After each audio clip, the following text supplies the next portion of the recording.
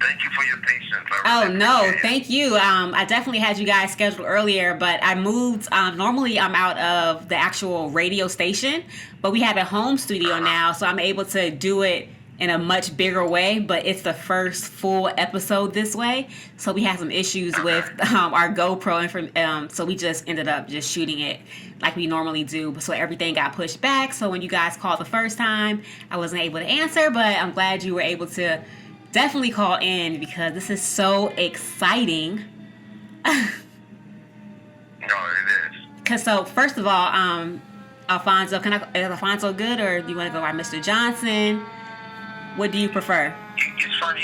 You can call me Alfonso. Okay. I checked into the hotel under the name the Honorable Alfonso Johnson. Exactly.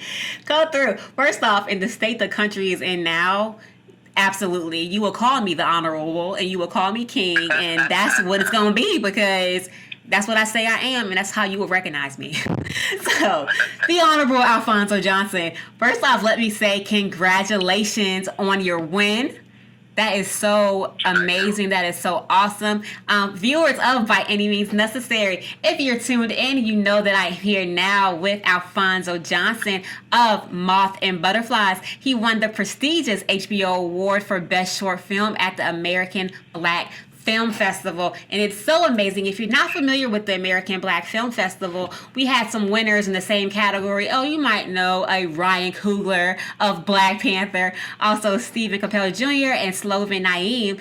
This is just a wonderful category, and it's a wonderful film festival for us to be a part of. It is specifically for us. I know Issa Rae has some ties to this film festival as well. If you follow By Any Means Necessary, you saw that I just interviewed some 2019 entries from the film Blind.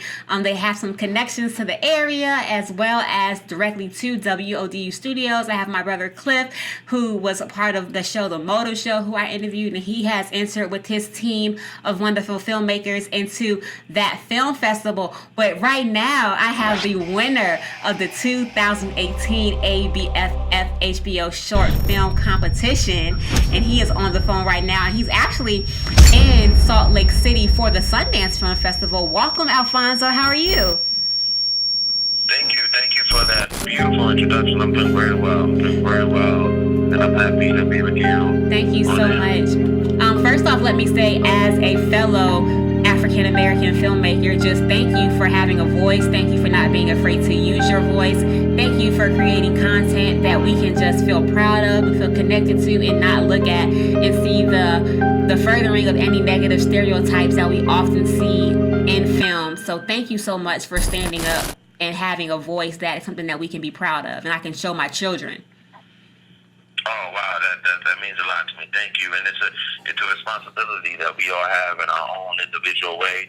And whether you're doing it in film or whether you're doing it in the office, you have to stand up for who you are and for where you come from. Absolutely. So, how did you get into filmmaking? How long have you been in this industry? July 28th. July 28th makes exactly 7 years that I've been a filmmaker, but. And seven's the number of completion, so you about to come to your peak now, bro. Oh, listen, look, my first, middle, and last name is all 7 letters, plus I was born in 1987. 1987 is actually the best year ever. Yeah, so. That's what's up. So 7 years of a filmmaker. And my homeboy, he just told me that's his birthday too, so, seven is the year of completion, but also, it's one of those things where it was my introduction into the industry as a filmmaker, specifically because I got my start as a tap dancer and then as a stand-up comedian. Really? And so, yes, ma'am. And so from there, it was a natural progression. I left college.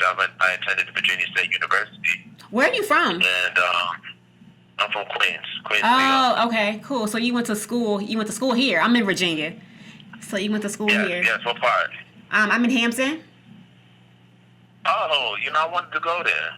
I got into Hampton. But you guys had a uniform, and I don't want to go to school with a uniform. I actually, I graduated high school in 2004, and I got into Hampton University, but I ended up not going to college until I was 26, and I went to ODU, which is in Norfolk.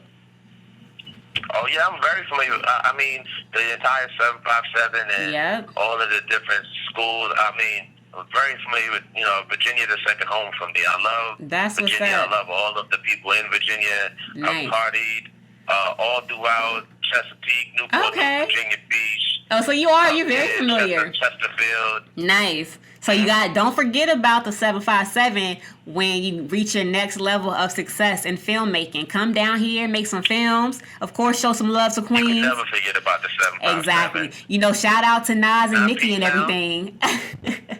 If you go to P-Town, then you really love Virginia. I don't even go to P-Town, and I'm from here. No, I drive through P-Town. Exactly. I'll go through P-Town to go. Yeah, shout out to Portsmouth, though. But they need the love, honestly. Like I said, I'm a filmmaker as well. If I can get to the point where I can just do a documentary on Portsmouth and show why they are the way they are, and I know this film, Moths and Butterflies, it touches on mental health. I'm also in the mental health field, and we have, with my company, we have some initiatives in P-Town because we know the connection to mental health and homelessness. So this would be a good film to actually screen in that area. Light bulb maybe. Yeah,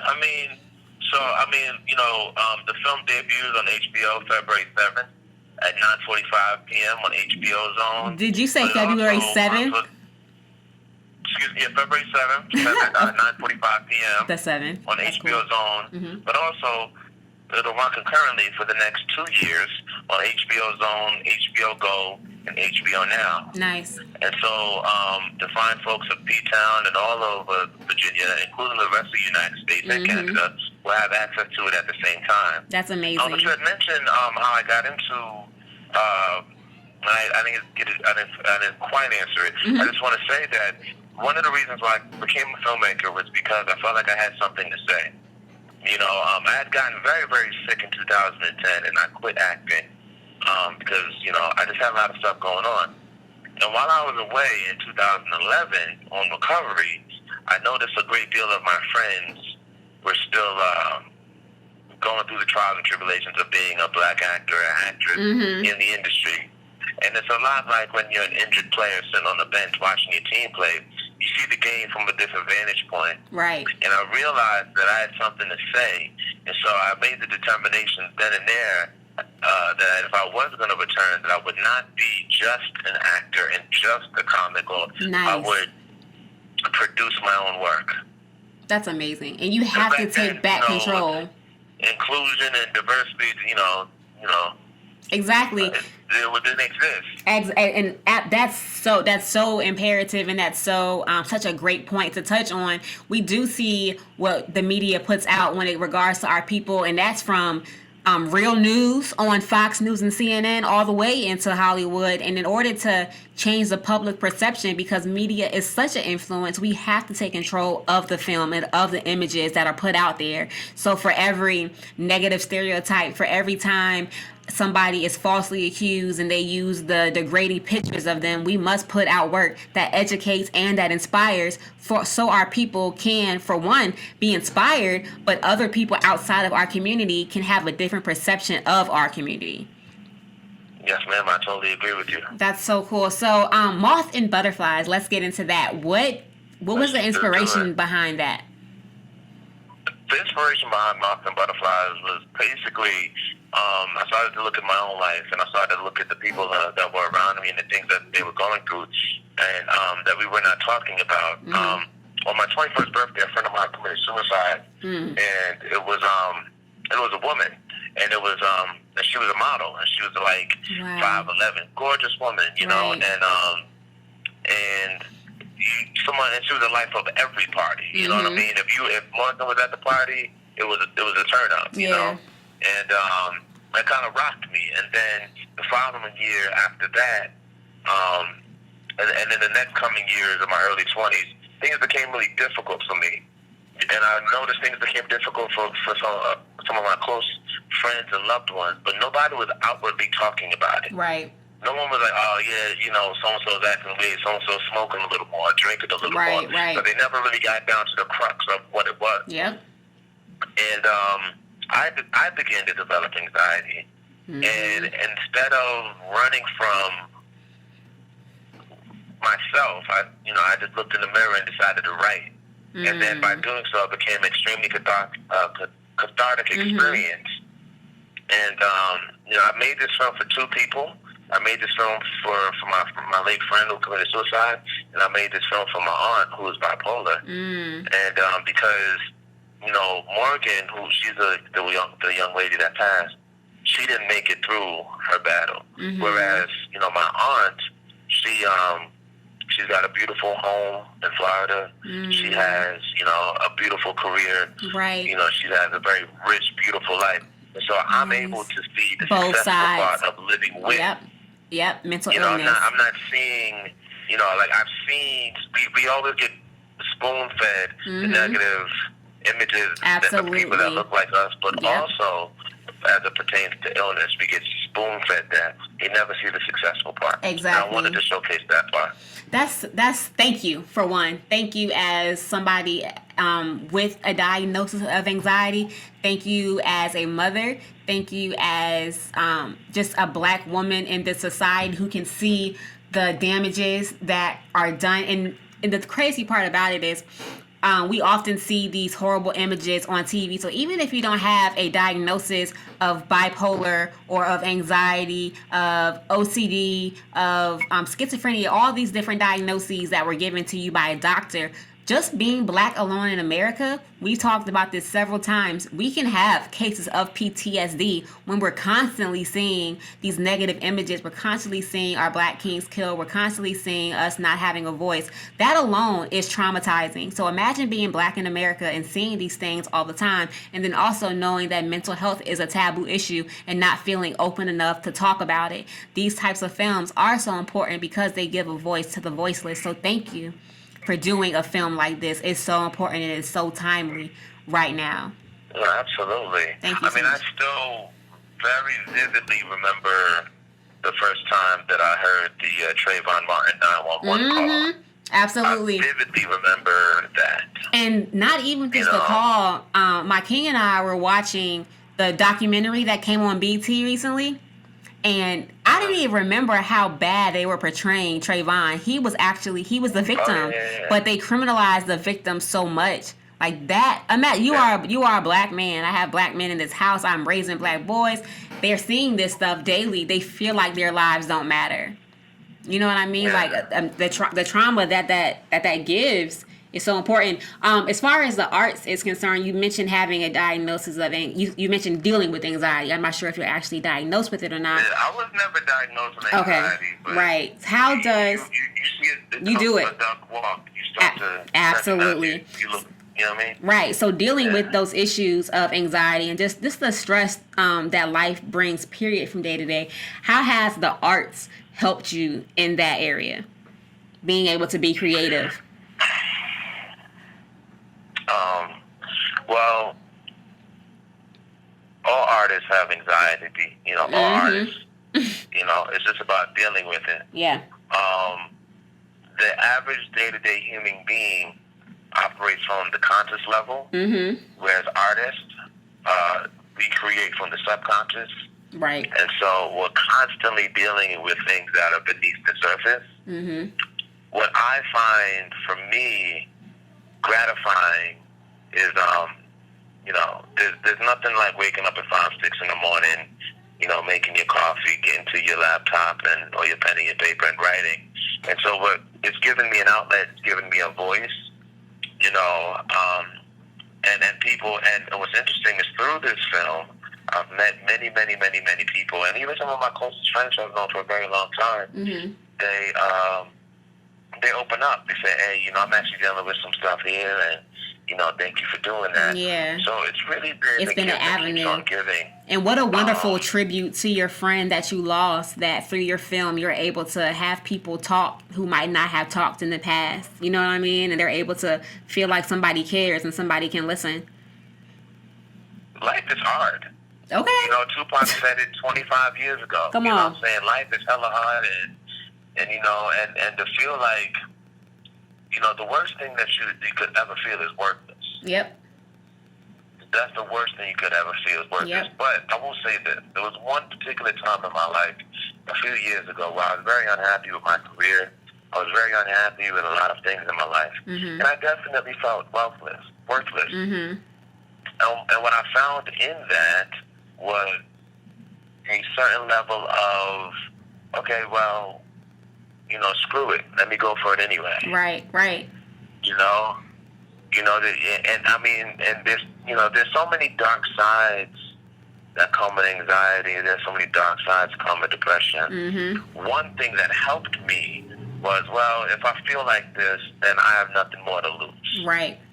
And so, and through that, I was able to find a way out. Come through, inspiration. I know that's right. And now look at you. HBO, you at Sundance, from Queens, went through VA, through college. Now you're about to inspire all these people.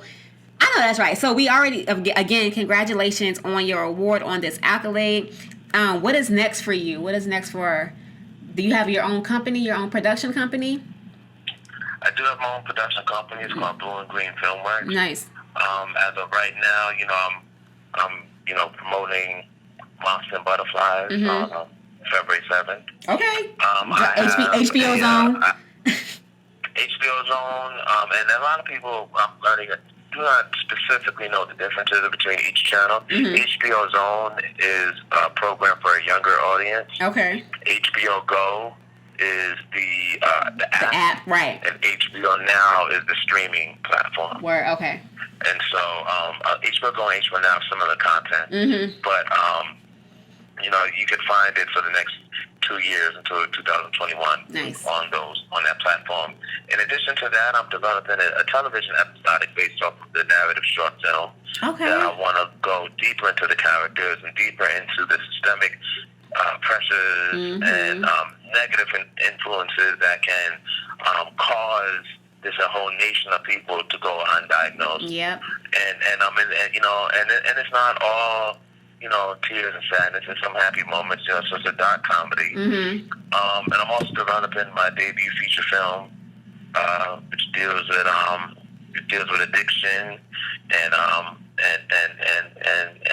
trying to form a level of redemption after a very long time of making the wrong decisions.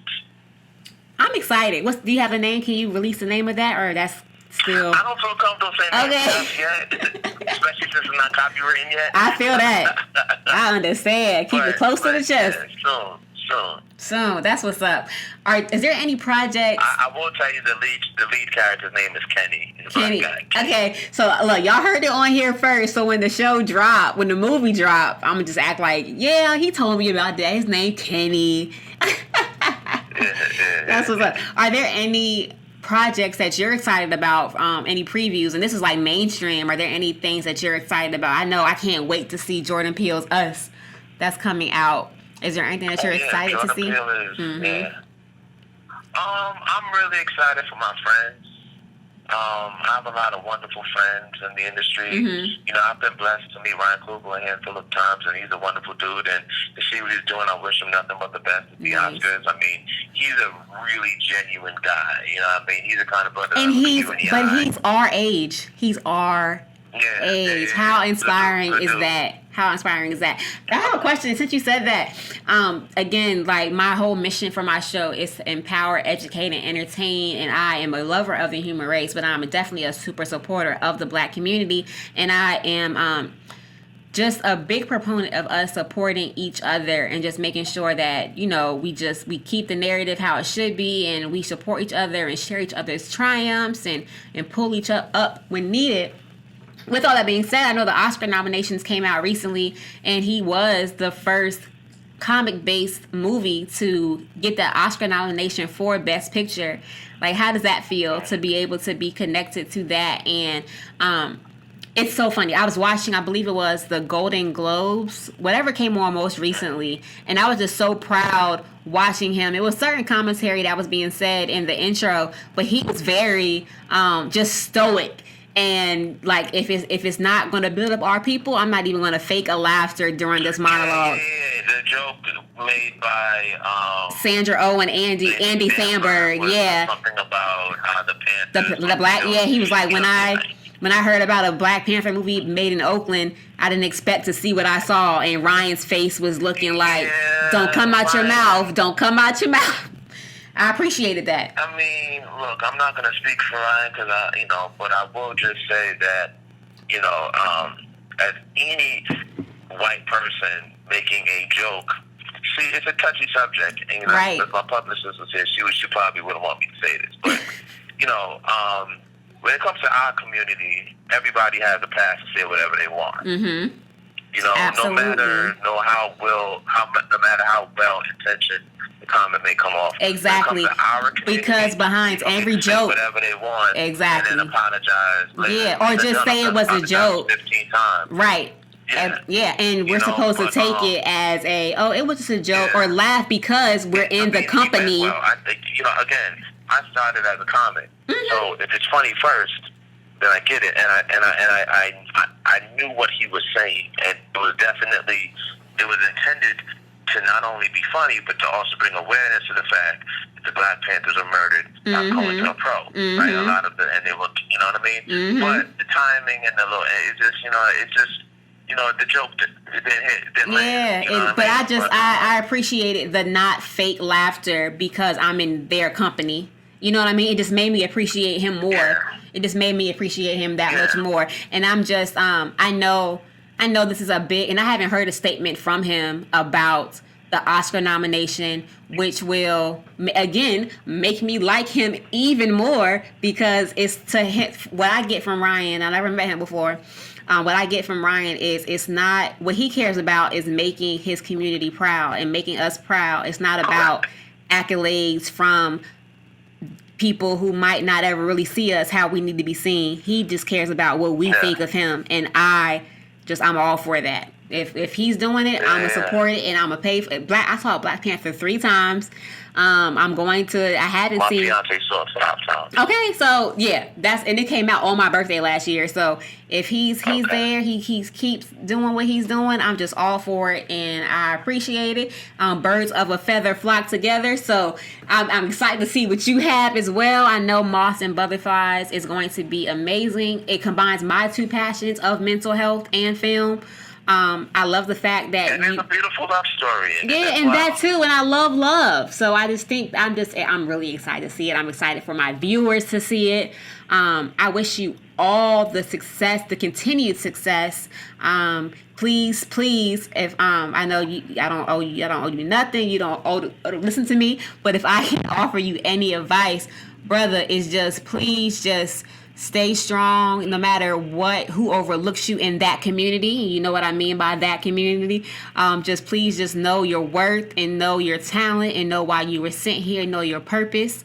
I'm so glad that you have your own company and you put your own foot behind yourself. I'm impressed. I'm inspired. My husband and I, we are in the same industry, so I just can't wait to one day see you on the red carpet and just give you that look and that nod. Like, I see you, brother. Keep doing what you're doing. Again, I thank you and congratulations, and I cannot wait to see the film. And please, come back to the 757. Keep me updated on all the things that you have coming on. Please let everyone know how they can contact you and find you on social media. Yeah, and thank you. Once again, my name is Alfonso Johnson. You can find me on Instagram, ALFONSO_Johnson.